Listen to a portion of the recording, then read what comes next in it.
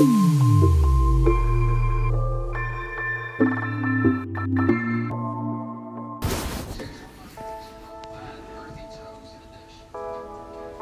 everyone, welcome to my channel. Today I'm gonna make Philly cheesesteak egg rolls.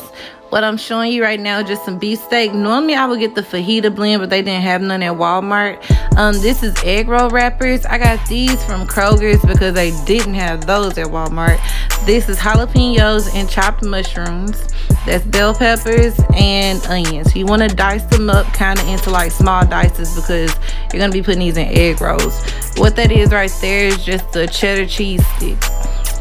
So let's go ahead and get into it. That's just a season that I'm going to be using.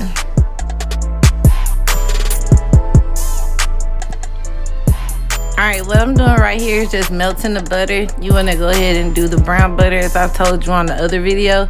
I've already went ahead and chopped up the steak into like little bite-sized pieces. Dump that in there and you want to go ahead and start cooking it. Throw some seasoning in there. That's Tony's Creole seasoning, pepper, paprika, garlic salt, and regular salt.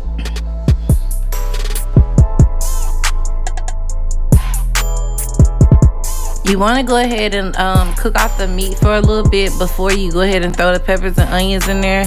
In a second you'll see I go ahead and throw the peppers and onions in there. There it goes. I'm gonna go ahead and throw those in there, and you want to go ahead and let those cook off for about 5 to 7 minutes, long enough to go ahead and get everything nice and soft.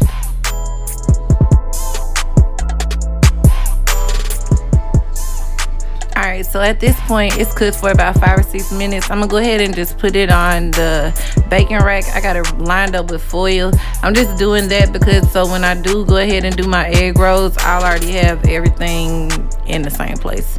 I went ahead and threw the jalapeños and the mushrooms in there and went ahead and seasoned those as well.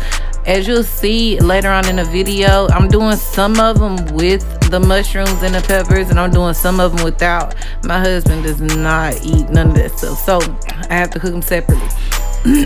Alright, so now you will see that I'm taking off the wrappers on the cheese, and I'm going ahead and cutting those in half because if I kept them whole it wouldn't be big enough, and I was trying to improvise because that's all the little cheese I had. Alright, so right now I'm going ahead and taking the filling in the egg rolls. I'm going ahead and tucking it. If you've watched my chimichanga video on Facebook, then you probably seen me do the tuck method. You just want to kind of tuck, and when you tuck, you want to tuck and keep turning it in and rolling it. I'm gonna do it a good few times on here so you'll be able to see me do it again. After I got done tucking it and rolling it and putting the cheese on the inside, that's egg wash. I did 1 egg and probably like 1/4 cup of water, and I mixed it up, and you just want to put it on the outside because you want to make sure that your seal does seal, because if not, then your egg roll is gonna fall apart in the fryer.